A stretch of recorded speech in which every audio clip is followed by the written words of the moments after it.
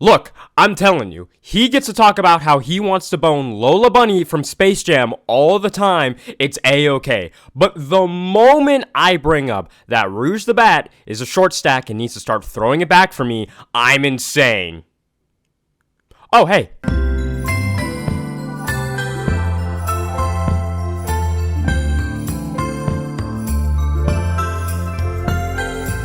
I seem to have forgotten that my microphone was not muted, but that's fine. I still stand by what I said. And from that, you might think I'm a furry of some kind. Well, you'd be wrong, buddy. Just because I happen to like all these series doesn't mean anything and definitely isn't helping my case. But let's talk about this one right here, Beastars. Now, I didn't know too much about the series beforehand. All I heard was, the opening is fire, therefore you gotta watch it, bro. And I didn't. Because I didn't hear anything else besides that, and went about my life. Now, truthfully, the one thing that did capture my focus was this panel right here. Don't tell me about the themes, narratives, or anything like that. I'll figure that stuff out myself. Just send the most out-of-context material, and you've got my attention. Like, why does the deer have a gun? What the fuck? That's awesome. Better start reading. Picked up the first few volumes and more or less went into the series pretty much blind. And despite some upsets here and there, it's an overall great story and something you should read as well if you haven't already. And given the obvious title of the video, this is my review on Beastars.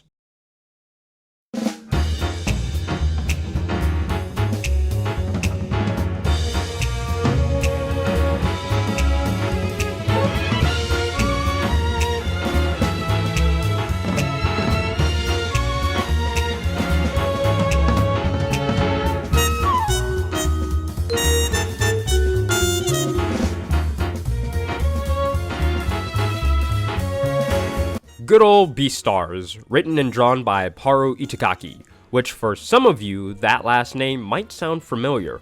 If you're a fan of Baki, then connecting 2 and 2 together shouldn't be too hard. Being the daughter of Kaisuke Itagaki, there's a chance this series is going to be bonkers, and you would be right.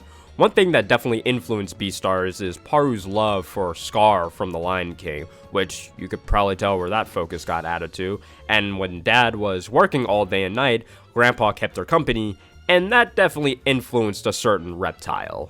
Without a doubt, the #1 store that's going to get you some looks from people. Hell, you could straight up buy ecchi at your local bookstore and still be better off. And I know this because during a coincidental meetup with one of my friends at said bookstore, I was going to buy more Beastars volumes. And the first thing he said was, you know, I would like to get into it, but isn't it just a furry series? And I kind of had to stop him right there and say, not really, because these aren't characters who just happen to be drawn as animals and still do human things all the time like it's no big deal. Nope, the Beastars world is pretty much animals just wearing suits. Sure, they go to school, they're police officers, politicians, and so on, but they still have animal features and do animal things. The chapter to really hit home with this tone is the chapter with Legom. It's the most one-off chapter and really doesn't do anything to the plot at all. It's there to 110% tell you that these are animals and beasts. The character literally takes time out of her day to lay eggs, sells them, and that's her part-time job. That's great. Or earlier on when that deer character I mentioned threatened to skewer someone with his horns, and reminds you, yeah, he could just do that. Why wouldn't he do that? Or when bird characters can get a license to fly and travel. Like, why wouldn't they be able to do that? They're birds! And that's undoubtedly my favorite aspect about Beastars. It's the world they all live in. It's extraordinary. Now, let's play a fun little game. I'm going to slightly describe the plot of an anime/manga, and I want you to try and guess what series I'm talking about. Okay, the prompt is, group or organization of people that fight against monsters or demons. Now, one of two things just happened. Either you locked in your answer, or you thought to yourself and said, do you have any idea how little that narrows it down? And that's the point I'm trying to make. A lot of series in the past number of years in the shonen demographic have kind of just been that. And I'm not saying that those battle shonen and other series that aren't battle shonen are bad. I like them. Evidently, it's a formula that works.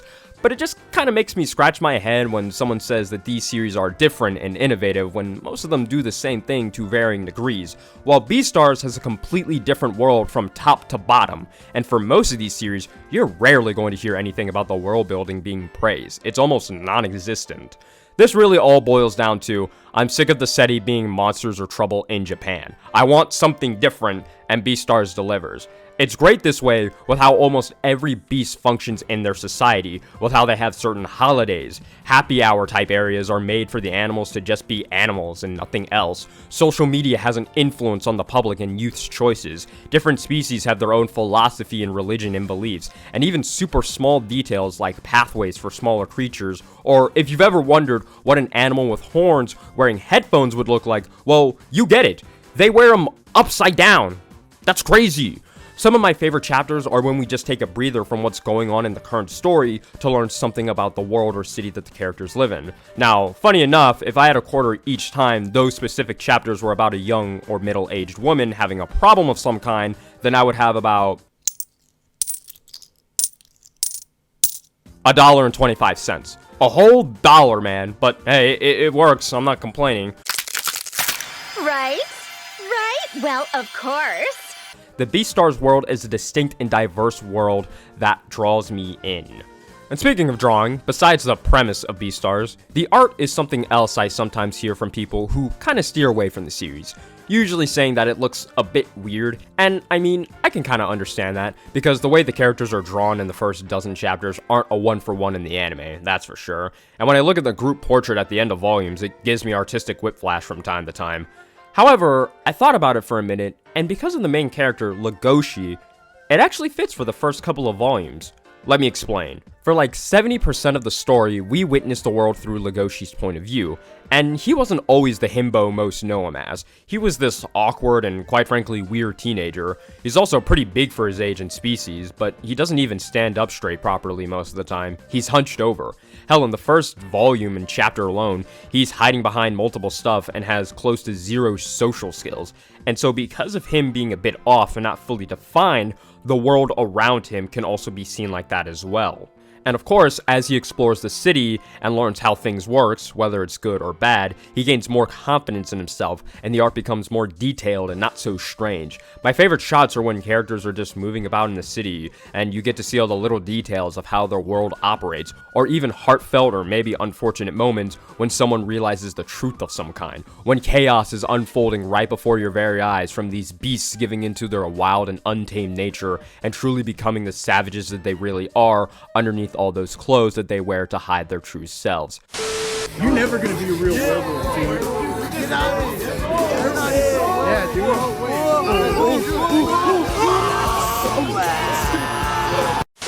Beastars art? Not too bad. Pretty good. World building? Nice. Art? Also nice. How did these and other elements create a plot? Well, let's get into that.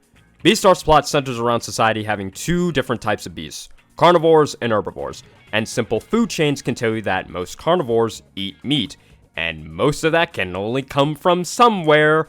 On surface level, it's not as violent as it sounds. For most carnivores, the urge of eating meat is constantly in the back of their mind, while for pretty much all herbivores, not being eaten is part of their daily lifestyle and schedule. The act of eating another is a crime, and that's how the story kicks off with the students of Cherryton Academy trying to figure out who or what beast ate a member of the drama club. Our protagonist, Legoshi, the Grey Wolf, wants to try and solve this mystery, while also having to suppress that carnivorous mindset when seeing that rabbit puss might be the way to go.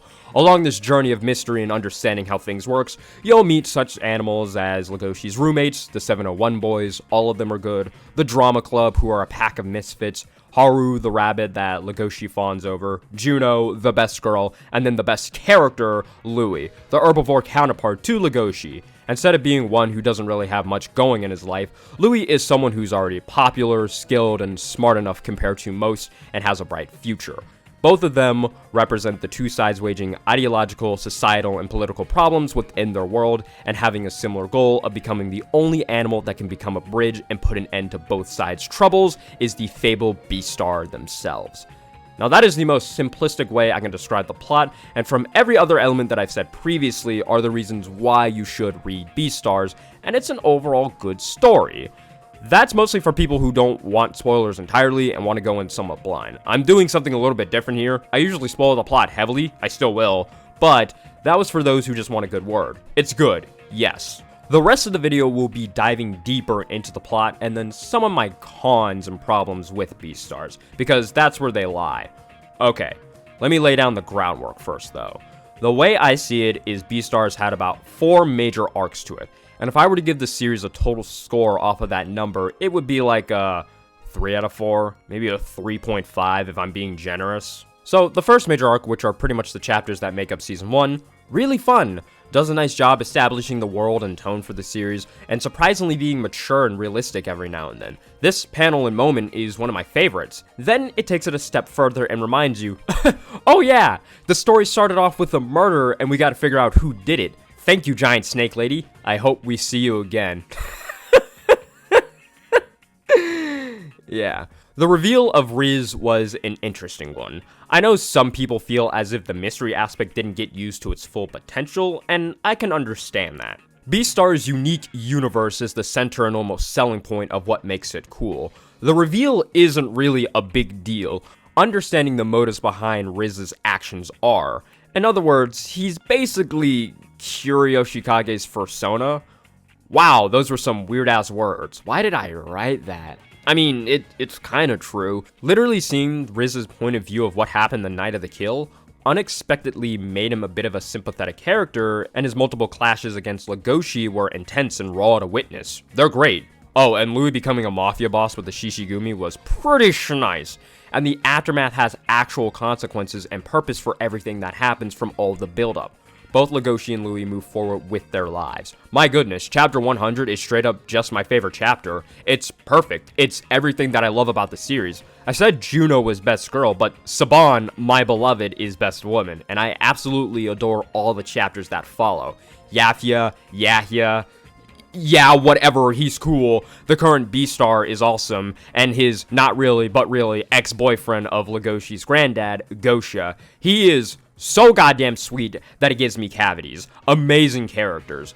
Everything was just great so far. I loved it. The characters, the way that they carried themselves, and their own extremely personal goals within the crazy setting that they're a part of, on top of every other moment making me say, what the fuck? Though, as I was getting more invested into the story, I started hearing some things. Oh, blankety blank sucks. Waste of time. The ending was mid. What happened to X, Y, and Z? And the biggest concern, the pacing. One thing I did enjoy about Beastars was how organic it was. Moments and events weren't rushed for anything particular, or when something was important one way or another, it took multiple tries for the characters to get it right. Nobody was perfect at what they did. All of those rumors, though, are centralized in one arc, Revenge of the Love Failure.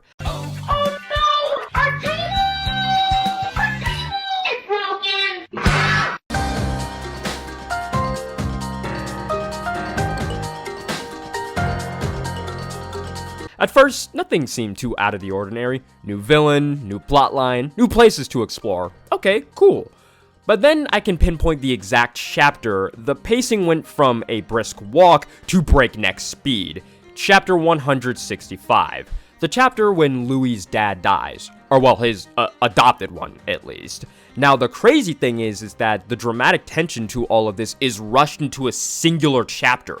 That's it. If this was done with the earlier series pacing, then this for sure would have been at least 2 chapters minimum.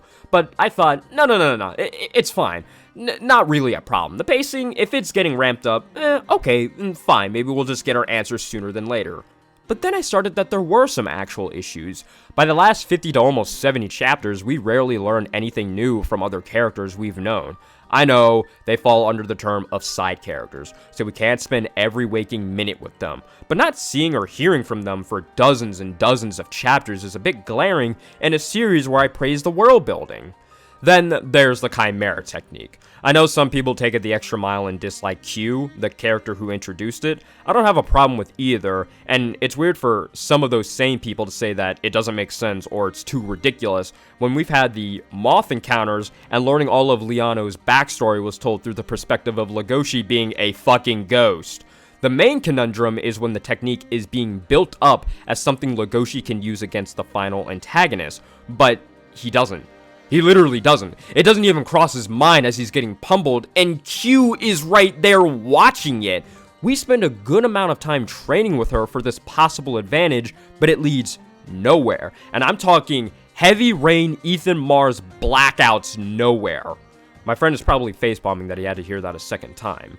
Also, Q betrays Legoshi for money, but that doesn't really go anywhere as well and means nothing, and also makes no sense because both Legoshi and Q are friends with one of the richest animals in the story, Louis. What? It tried doing something for her character, but it ultimately didn't. Though another aspect I find so odd is how insane everything gets in the black market. It's utter turmoil. If only there was a character who was known and introduced to try and keep the peace of the black market. Where the hell was Gohan during this whole arc? It's implied that he saw Dolph get slashed and saved him, but that just goes back to the pacing issue, because we don't even get mention of it, or even a flashback for it, and that's the get-out-of-jail-free card for storytelling. Yeah, he gets referenced here and there, but he doesn't actually show up. Why? And then I have to talk about the elephant in the room, or the beast who was killing elephants in rooms, Milan. Yes, I know his name is pronounced Melon, but I'm not taking the psychopathic serial killer seriously when he's named after food. JoJo had a better execution at that. And if I'm being truthful, I like Milan. He's neat and crazy, that's pretty much his shtick, and he does bring an interesting dynamic to the narrative with him being a hybrid and the life that comes with being one. Though he's the opposite of Riz in a way, whereas Riz just wanted to live out his life in secret from what he's done. It's almost like Milan wants attention and loves the chase. He gets all of that. Everything. Almost too much. He becomes the complete star once he's introduced. Everything is just about him in some shape or form.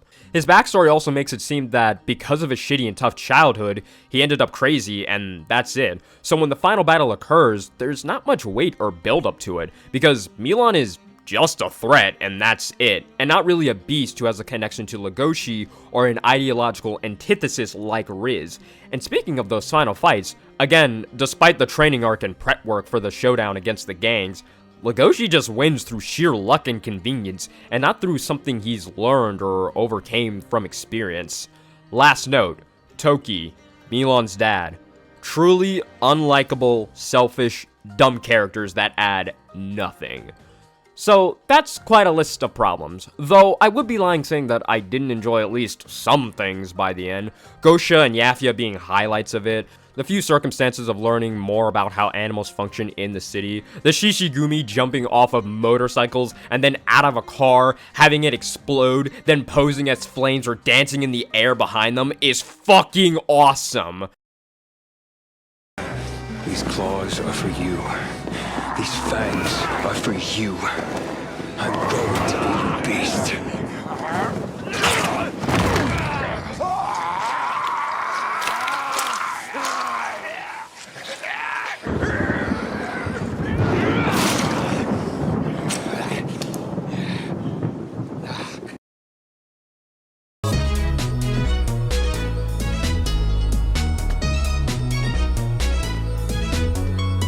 Though the ending was okay, I guess, regardless of all those death flags kind of just being there for cliffhangers and nothing more.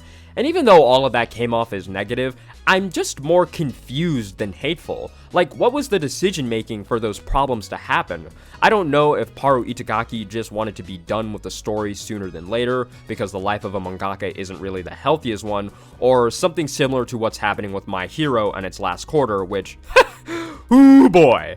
I don't know, but even with all of that, I still enjoy the story. The total novelty of a series of having anthropomorphic characters who are all gay and horny is something I thought I wouldn't like or didn't think would work, but it did, and I loved it. Hell, I didn't think the script would be this long for such a manga, but it did, which shows you how good it is. And I wonder if that Kamui Miracle guy is watching this. He's subscribed to me, but I don't think that really means anything. Beastars is a colorful, fascinating world and truly a story that wanted to have its own identity and not wait in line to be the quote-unquote next big thing, which ultimately would be something that the previous successor did. A story that is special. from its characters, environment, and themes of finding yourself and leaving behind all the weight and expectations of what society thinks of you and what you should be. The meaning of what family really means to someone. Blood or appearance are not defining factors in what makes a family happy together. The willingness and brave attitude of doing anything for others is a method in showing affection and compassion. That's what Beastars strives to do. And I really like it for that. And that is the review of Beastars. I don't have too much more to say. My throat is fucking killing me, and this has gone on quite a bit longer, and hopefully the power doesn't go out because of the storm. So, yeah, if I didn't bring up anything, I know I didn't really talk about Haru, because quite frankly, I don't care for her. So, there's just about that. And everything else, if I did like it, I would've. If I didn't, I did. So, yeah. Let me know what you guys think in the comments below. You know what to do with all the links that I provided, everything of the sort. Thank you for watching. That's greatly appreciated, of course. Have a great day, have a great night, and everything else, you know what to do. Bye.